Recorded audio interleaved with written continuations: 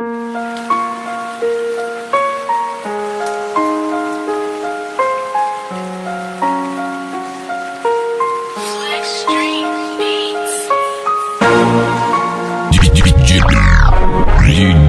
Mailson.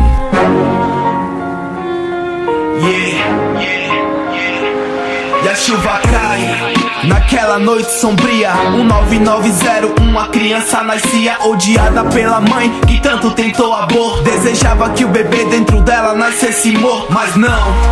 A criança nascia forte, porém sem amor ou nem um pouco de sorte. Abandonado foi em um cesto de lixo, enrolado em um papel como se fosse um beijo. Ele chorou e logo foi encontrado em um orfanato. Ele cresce solitário, não sabe o que é ser amado, não sabe o que é ter afeto. Ficava sempre na sua, sem ter ninguém por pé. Revoltado quando lembra do seu passado, machucado pela dor e seu coração amargo. Ele via outros meninos dali sendo levado e pensava que ninguém nunca iria adotá-lo. Mas uma senhora levou ele pra casa e deu seu amor àquela criança má. Na escola o preconceito por ele ser negro, otário apontava o dedo, ria sem nenhum respeito. Várias vezes ele partia para a briga, mas lembrou do conselho da sua mãe adotiva. Ela dizia: meu filho, tenha paciência, ignore essas pessoas, eles te trarão problema. E uma certa vez, navegando na net, ele viu um monstro chamado Schwarzenegger. A partir daquele dia tinha encontrado seu ídolo, se apaixonou pelo fisiculturismo. Muitos anos depois,